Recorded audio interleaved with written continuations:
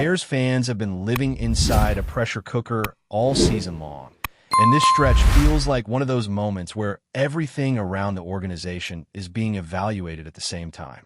Division rivalries, coaching futures, roster questions, and playoff urgency are all colliding, and it creates an atmosphere where every snap feels heavier than the last.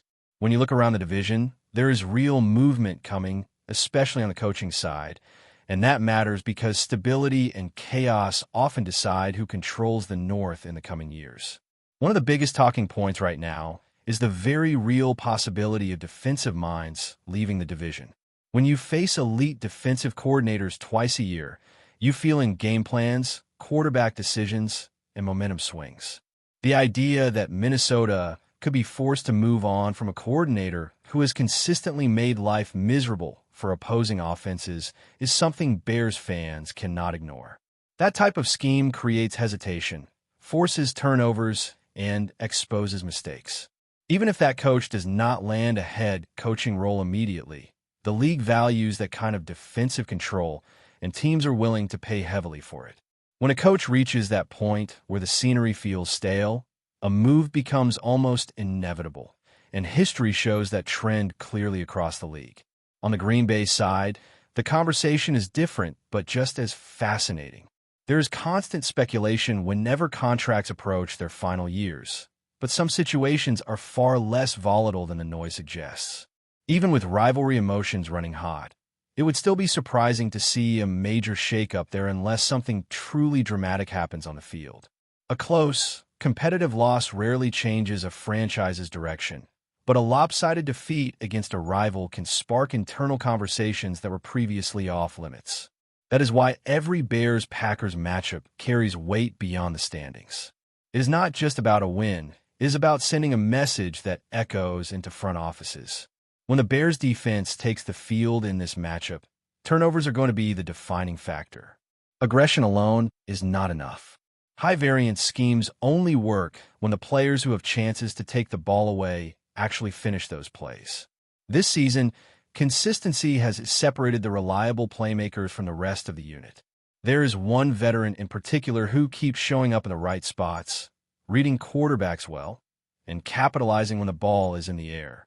Those moments change games, especially against quarterbacks who will test tight windows even when they know the risk. At linebacker, the conversation is more complicated. Earlier in the season, production was at an elite level, with interceptions coming in bunches and impact plays showing up every week. Injuries, however, have a way of robbing players of timing and confidence, and even when someone is back on the field, they are not always back to themselves. You can see it in angles, reactions, and hesitation. Still, quarterbacks like Jordan Love tend to give defenses opportunities. He has improved at protecting the football, but he will still challenge coverage at least once or twice a game. The Bears have to be ready to turn those chances into points or short fields because those moments may decide everything. Offensively, the discussion shifts toward availability and usage. The Bears have quietly built depth at wide receiver, and that creates both opportunity and tough decisions. When a young receiver is coming back from injury, the smartest approach is often controlled snaps rather than throwing him straight into full-time action. Staggering reps keeps the offense unpredictable and protects players long-term. It also allows coaches to evaluate who truly deserves a bigger role moving forward, not just this season, but into the next one. That evaluation becomes critical when you consider the financial side of the roster. Production has to match contracts in this league, and when it does not, front offices start looking for flexibility. The Bears have multiple young receivers who are flashing potential, and that naturally leads to questions about veteran roles and long-term fits. This is not about blaming one player or pointing fingers. It is about acknowledging that resources are limited and that teams often move on from good players when bigger needs exist elsewhere. Those needs are impossible to miss on the defensive side of the ball. Sustaining drives on offense is not just about scoring points. It is about protecting a defense that has been on the field far too long in recent weeks. Time of possession has tilted heavily against the Bears, and you can see the effects early in games. Defensive linemen look gassed, coverage breaks down faster, and tackling suffers. If the Bears want to survive a playoff-style environment, they have to control tempo, convert third downs, and keep their defense fresh enough to close games in the fourth quarter. Looking ahead, roster construction becomes a constant theme. Edge rushers and interior defensive linemen are both on the table, and the question is not which position matters more, but which impact player becomes available. If a dominant defensive tackle hits the market, you take that swing. If an elite edge rusher becomes attainable, you prioritize pressure off the edge. The goal is disruption, not labels. The Bears need someone who changes how offenses game plan every single week. Secondary depth also remains under the microscope. There are players who have been invaluable simply by staying healthy and surviving through a season full of injuries. That reliability matters, even if the tape shows flaws. Turnovers can disappear, yards can pile up, but availability and effort still carry weight in evaluation rooms. At the same time, the league has a habit of overpaying for corners with visible stats, and that creates difficult decisions. Sometimes the smartest move is letting another team spend big while you reinvest through the draft or more control contracts. Confidence heading into the Packers game sits in a realistic middle ground. There is belief, but not blind optimism. When the Bears start games strong, they look capable of beating anyone in the division. When they stumble early, they force themselves into comeback mode, and that is a dangerous way to live against disciplined teams. The margin is thin, and execution in the first half may determine whether this turns into a statement win or a grinding battle that goes down to the final minutes. Press coverage and physicality on the outside will also be a key storyline. Speed mismatches are real, and if corners are going to line up and press, they have to commit fully. A soft jam helps no one. Rerouting receivers, disrupting timing, and forcing quarterbacks to hold the ball even a fraction longer can change the entire rhythm of an offense. Confidence plays a huge role here, and you can tell when a defensive back is still searching for that edge that makes them trust their instincts again. All of these elements blend together as the Bears push forward, balancing short-term urgency with long-term vision. Every snap against Green Bay carries emotional weight, strategic consequences, and ripple effects that extend far beyond a single game. And how the Bears respond in these moments will shape not only this season, but the direction of the franchise moving ahead. As the conversation keeps unfolding, the focus naturally shifts toward how this team can realistically win when a margin for error shrinks. In games that feel like playoff rehearsals, the Bears cannot rely on a single formula. Sometimes it will require forcing multiple takeaways. Other times it will demand an offensive performance where the quarterback is comfortable trading scores and responding to pressure. What cannot continue is the pattern of empty possessions and quick 3-and-outs that put the defense right back on the field with no time to recover. Sustained drives are not just an offensive goal, they are a defensive necessity. When you look at the quarterback position, there is an understanding that growth does not always come in a straight line. There are games where the stat line does not jump off the page, but the underlying progress still shows. Reading coverages faster, protecting the football, and making the right decision on third down all matter more than chasing highlight throws. Against division opponents who know your tendencies, patience becomes a weapon. The Bears do not need perfection under center, but they do need control, especially in moments where momentum is hanging in the balance. That idea of control extends into the run game as well. Running the football is not just about yardage totals. It is about dictating tempo and forcing defenses to respect play action. When the Bears establish even a modest ground threat, everything else opens up. Linebackers hesitate, safeties creep forward, and passing lanes become cleaner. Without that balance, the offense becomes predictable, and predictable offenses rarely survive deep into meaningful football. The wide receiver room continues to be one of the most intriguing parts of this roster. Young players are earning trust through effort and consistency, and that matters when projecting future roles. Snap counts are no longer guaranteed based on reputation alone, and that shift signals a healthy internal competition.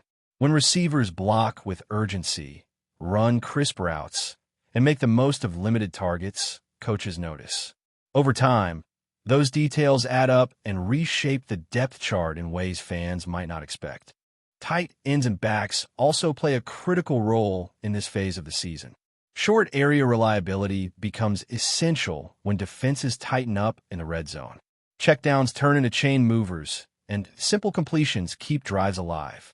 These are the moments where discipline beats flash, and where smart football quietly stacks wins. The Bears have the personnel to execute this style, but it requires commitment to taking what the defense gives instead of forcing plays that are not there. On the defensive side, fatigue remains an ongoing concern. Even the best schemes fail when legs are heavy and reactions slow by a half second. That is why depth along the defensive line is not a luxury, it is a requirement. Rotations have to be trusted, and younger players have to be ready to contribute meaningful snaps. The more the Bears can stay fresh up front, the more aggressive they can afford to be on the back end. Linebacker play sits at the heart of that aggression. When linebackers are decisive, gaps close faster and throwing windows shrink. When hesitation creeps in, offenses exploit it immediately. Health plays a role, but so does confidence. Trusting reads, shooting lanes, and finishing tackles all come back to believing in what you see. As the season wears on, that belief becomes harder to maintain, but it is also what separates good defenses from resilient ones. The secondary faces a similar challenge. Playing on an island against talented receivers tests both technique and mindset. Giving up yards is inevitable in today's league, but giving up easy yards is not. Communication, leverage, and physicality have to work together. When corners play timid, offenses sense it. When they play with controlled aggression, even elite speed can be managed. The Bears have shown flashes of that identity, but consistency remains the next hurdle. Looking ahead to the offseason always feels premature, yet unavoidable. Decisions made in the coming months will reflect how the front office views this roster's competitive window. Draft capital, contract flexibility, and positional value all come into play. The Bears are not one move away from perfection, but they are close enough that smart, targeted additions could change the trajectory quickly. That reality makes every evaluation over the final stretch even more important. Coaching continuity also hangs in the background of every discussion. Assistants around the league are constantly being evaluated, and strong units rarely go unnoticed. Even if head coaching opportunities do not materialize, coordinator and play-calling roles can shift rapidly. That turnover can be both an opportunity and a challenge. New voices bring new ideas, but they also test the adaptability of players who have grown comfortable in a system. Within the division, that churn could reshape familiar matchups. When defensive architects move on, offenses suddenly find breathing room. When offensive minds leave, rhythm disappears. The Bears have to be ready to capitalize on instability elsewhere while maintaining their own internal clarity. That balance between patience and urgency defines successful rebuilds. Emotionally, this rivalry week amplifies everything. Fans feel it, players feel it, and mistakes feel heavier because of the opponent. The Bears do not need to play flawless football, but they do need to play connected football. Assignment sound defense, smart situational offense, and discipline after the whistle all matter more when emotions run high. Rivalry games punish lapses faster than any other. Before we continue, don't forget to subscribe to our channel and give this video a like. Your support helps us keep bringing you the latest updates on our Chicago Bears. And don't be shy. Drop your thoughts on the news in the comments below. Whispers around the Bears have grown louder after a tense moment involving head coach Ben Johnson, a moment that some inside the building describe as a crack in the polished image the franchise has tried to project. According to multiple locker room sources, Johnson allegedly snapped during a closed-door meeting, delivering a line that has since echoed through the hallways. "We have two locker room cancers, and I'm going to eliminate both." Whether said in frustration or as a calculated message, the remark has fueled speculation about an impending internal shakeup. The Bears have been preaching culture, accountability, and unity since Johnson took charge, and that is precisely why the rumor has landed with such force. Coaches rarely choose language so stark unless tensions have been simmering for some time. Players are said to be divided between those who see the outburst as a necessary show of authority and those who fear it signals deeper fractures within the roster. The identity of the two alleged cancers remains a mystery, but guessing games have already begun, with veterans, emerging stars, and even fringe contributors all being quietly scrutinized. Front offices around the league are reportedly monitoring the situation, not because a move is imminent, but because the mere suggestion of internal discord can accelerate decisions that were already under consideration. Trades, sudden benchings, or even releases often follow moments like this, especially when a coach feels his message is not landing. For Johnson, who arrived with a reputation as a calm strategist and communicator, the alleged loss of composure raises questions about the pressure building behind the scenes. Publicly, the Bears continue to insist that everything is under control, emphasizing competition and standards. Privately, however, the rumor mill suggests that Johnson's words were meant as a warning shot. In a league where locker room harmony is treated as currency, even the hint of cancer is enough to unsettle a franchise. Whether this episode proves to be a turning point or just a fleeting storm of speculation may depend on how quickly the Bears can align their voices again. That's it for this update. If you enjoyed the video and want to stay updated with exclusive news about our Chicago Bears, be sure to subscribe to our channel and hit that like button. We can't wait to hear your thoughts in the comments. See you in the next video.